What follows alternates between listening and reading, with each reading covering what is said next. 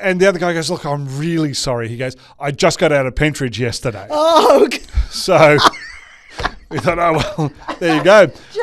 So well, you weren't going to argue with him. No, well, no.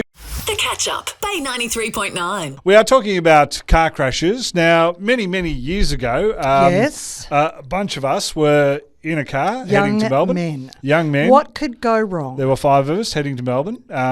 In a 3-seater car? No. No. It was a HQ Holden, bright red. Oh, nice. And went a lot faster because the glove box was chrome.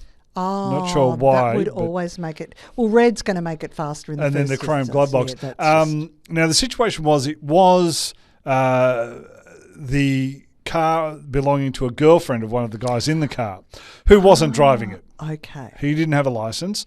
The guy who was driving it, and we were heading off to Melbourne. Now this was long before the Maltby bypass, if anyone remembers that.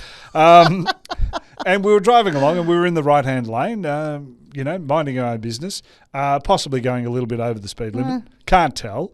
But somebody came out from the other lane and just clipped the front of the car. We were lucky enough to hit a bit of grassed area. When I say lucky, that wasn't the ideal spot to, spin around. Spin around? We saw the one-way sign. We saw the sign to go to Melbourne and how far away we were from Melbourne. And I think there was another sign at koalas or wombats or something. Or said Geelong and you're going the wrong way. All flew over the bonnet of the car. Now, if you remember, the HQs used to have a pointy bit at the front. Yes, I do remember Well, that didn't exist after this. Okay. And one of the doors flung open and, the wheels turned on their side and tyres got pulled off the rim and all the rest of it. Now, strangely enough, a lot of people that we may have passed on the way up then passed us. And gave you and were waving, yeah. With one finger. Turns out the guy who clipped us and sent us off into the dirt, the guy who was driving was a little bit upset, and which is understandable,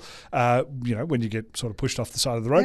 Yeah. And the other guy goes, look, I'm really sorry. He goes, I just got out of Pentridge yesterday. Oh, okay. So we thought, oh, well, there you go.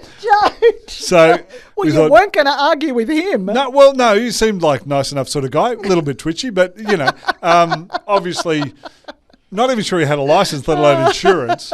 But there was no mark on his car anyway. Too funny. But the worst part about it is we all had to be supportive when we caught the train back to Geelong for this guy to go and tell his girlfriend. Oh, no. Yeah, and when she met us at the train station, she figured something was wrong. I wasn't driving. Anyway, everyone come out relatively unscathed. I think there was a small scratch. But apart from that, everyone walked away from that. Pure. The Catch-Up, Bay 93.9.